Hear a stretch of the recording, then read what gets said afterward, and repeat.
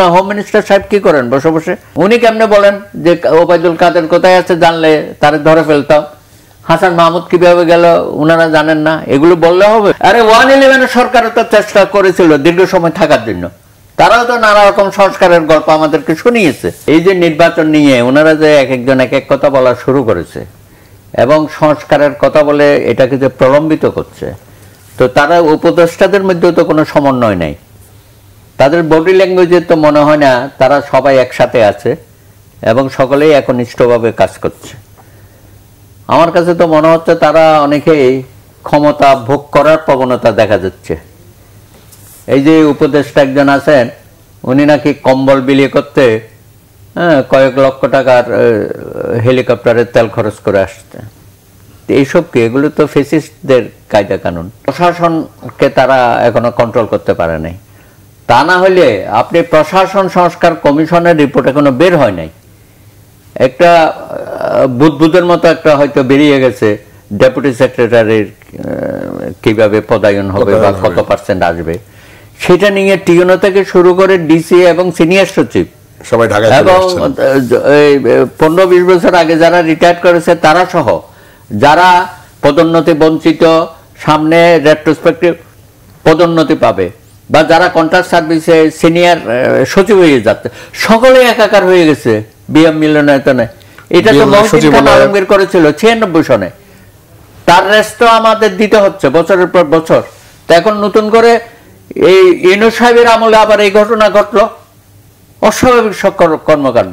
সুতরাং একটা সংস্কারের সামান্য একটু কিছু তারা প্রকাশ পেয়েছে, তাতে একটা হুলস্থল কাণ্ড, মানি না, মানব না।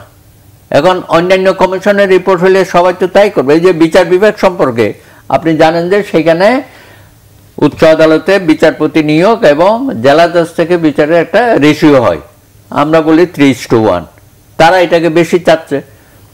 তো সেটা চাইতে গিয়ে তারা জুডিশিয়াল অ্যাসোসিয়েশন, জেলা জজদের একটা অ্যাসোসিয়েশন আছে, তারা একটা বিবৃতি দিয়ে বসে আছে।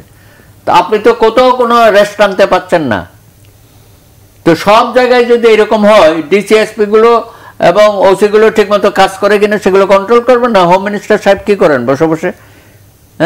ওনার বক্তব্য তো এত মানে জনগণের মধ্যে খুব একটা আশার সঞ্চার করে না। উনি কেমনে বলেন যে ওবায়দুল কাদের কোথায় আছে, জানলে তারে ধরে ফেলতাম। হাসান মাহমুদ কিভাবে গেল উনারা জানেন না, এগুলো বললে হবে? এগুলোর দায়িত্ব নিতে হবে না? তারপরে অনেকেও তো এখনো পর্যন্ত গ্রেপ্তারের বাইরে রয়ে গেছে এবং তারা এখানে দেশে থেকেও তো ষড়যন্ত্র করছে কিভাবে এই সরকারকে এর মধ্যে অস্বস্তির মধ্যে ফেলে দেবে। আর বিদেশ থেকে তো উনি ওখানে বসে তো করতেছে নাই। তো সুতরাং সবকিছু মিলিয়ে সরকারকে আমরা চেয়েছিলাম যে আরো একটু কঠোরভাবে তার অবস্থানটা দৃশ্যমান হবে। আর বিশেষত আইন শৃঙ্খলা পরিস্থিতিটা অবশ্যই তাকে মোকাবেলা করতে হবে দ্রুততম সময়ে। আর হচ্ছে বাজার নিয়ন্ত্রণ, এটা তো টোটালি ফেল করে যাচ্ছে। রিপন ভাই যেটা বলতেছে, আমরা তো চাই না সরকার পদে পদে ফেল করুক, এবং প্রতিটা ক্ষেত্রে যদি উনি শুধু সংস্কারের গল্প শোনায় তাতে তো কোনো লাভ নাই।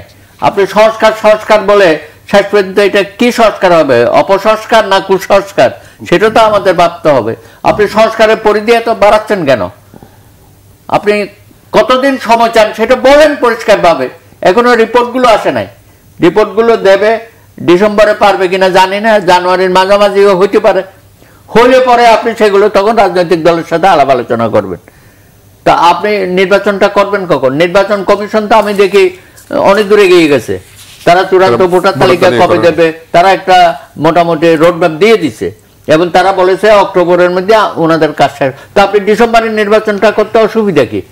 এখন আপনারা বলেন যে না, এই এত বড় একটা গণ অভ্যুত্থান হয়েছে, অবশ্যই আমাদেরকে সংস্কার করতে হবে, তারপরে নির্বাচন। আর ভাই আমরাও তো বলছি যে সংস্কার করতে হবে, কিন্তু সংস্কারের নামে যদি আপনি প্রলম্বিত করেন, বিলম্ব করেন, তাহলে তো এখানে অন্য শক্তি মাথাচাড়া দিয়ে উঠবে, সেটা আমরা চাই না। এবং অনেকেই মনে করে যে একটা দীর্ঘ সময় নিলে ওনারা দলটা গুছাবে, বা নতুন কোন দল যদি ওরা করে, নাগরিক কমিটি তো বললো দল করবে না, হয়তো আরো 2টা দল নাকি হবে। তো ঠিক আছে, ওয়েলকাম, আপনারা আসেন, কিন্তু এই জন্য আপনি নির্বাচনটাকে দেরি করবেন? কিংস পার্টি করিয়া তাদের ভবিষ্যতের পথটা খোলাসা করে দেবেন, এটা তো হইতে পারে না। অতীতে তো আমরা এগুলো দেখেছি। সুতরাং আমার মনে হয় সরকার বোধহয় ভুল পথে এগোচ্ছে। এই ব্যাপারে রাজনৈতিক দলগুলোর সাথে আপনি ইমিডিয়েটলি বসে কথা বলেন। আপনি তো শুধু কথা শুনেন, কথা তো বলেন না। এই যে ডায়লগগুলো হয়েছে জানেন, সব দল গিয়ে কথা বলেছে, লিখিত বক্তব্য দিয়েছে, বাইরে এসে প্রেসে কথা বলেছে, কিন্তু ভিতরে উনি কি বলছেন সেটা তো আর আমরা জানি না, পাবলিক তো আর জানে না।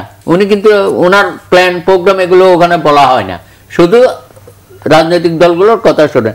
আমরা চাচ্ছি এবার ডায়লগটা হবে আপনি কি বলতে চান সেটা আমাদেরকে বলেন, কি করতে চান সেটা আমাদেরকে বলেন, কি সংস্কার কতদিনে করবেন সেটা আমাদেরকে বলেন। সেই ডায়লগটা ইমিডিয়েটলি শুরু করেন। আপনি যত দেরি করবেন রাজনৈতিক দলগুলোর সাথে দূরত্ব বাড়বে। আর আপনারা দোষ চাপাচ্ছেন যে রাজনৈতিক দলগুলো অস্থির হয়ে গেছে, তারা শুধু নির্বাচন। আরে নির্বাচন 17 বছর ধরে নির্বাচন হয় না। আমাদের তরুণ সমাজ নির্বাচন ভোটাধিকার কি সেটাও জানে না। তো আমরা তো দীর্ঘ সময় লড়াই করেছি একটা অনির্বাচিত ফ্যাসিস্ট সরকারের বিরুদ্ধে। কি জন্য? নির্বাচিত প্রতিনিধির হাতে ক্ষমতা দেওয়ার জন্য। দীর্ঘ সময় ধরে একটা অনির্বাচিত সরকার দেশের উপর চাপিয়ে দেবেন, এটা কখনো সুফল বই আনবে না।